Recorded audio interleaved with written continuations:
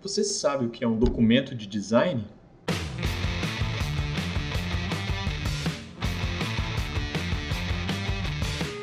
E aí galera, beleza? Esses dias eu estava vendo um vídeo num canal de um desenvolvedor americano que se chama Clement Mihailescu. Então esse cara ele é ex-Google e ex-Facebook. Então ele foi engenheiro do Google e engenheiro do Facebook. E ele estava falando sobre o que é um documento de design. Então é uma coisa bem simples aqui, então eu falei, vou fazer um vídeo simples também, explicando o que é documento de design. Tá?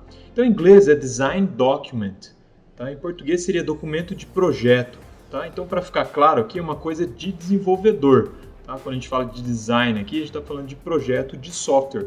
Tá? Que basicamente quer dizer estrutura, né? De como as coisas são implementadas mesmo. Então o que é um documento de design? Então primeiramente, para ficar bem claro, né? O Clement, quando ele era desenvolvedor do Google, ele disse que eles usavam bastante esse documento de design. Então beleza, o que é esse documento de design? Então ele define como sendo um documento sobre uma feature, tá?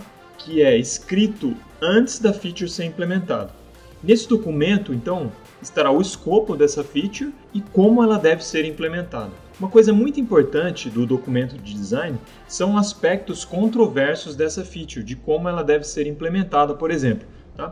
E aí o que acontece? Como você faz antes de implementar, né, você dá tempo para que haja discussões entre os desenvolvedores e decisões sejam tomadas antes que a feature seja implementada. Então ele diz que é um documento muito importante, inclusive para a avaliação de progressão de carreira lá no Google.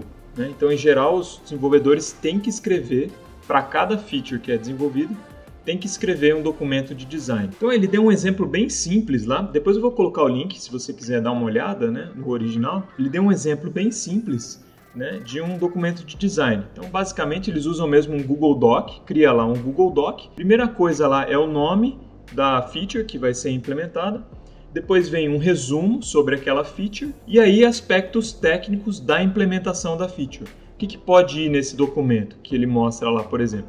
APIs, né, que vão ser implementadas para uso dessa feature. Ele dá um exemplo de uma feature que é da empresa dele, né, que chama AlgoExpert, algoexpert.io, então é uma aplicação web, e aí eles decidiram que o pessoal está pedindo que tenha certificado nesse AlgoExpert. Basicamente os usuários entram lá e resolvem questões de computação, né, de algoritmos, e no final, se ele responder todas as perguntas, ele pode ganhar um certificado. Então essa que é a feature que ele usa como exemplo num documento de design. E aí ele dá um exemplo lá de uma API, por exemplo, que eles ficam discutindo como que essa API vai ser implementada.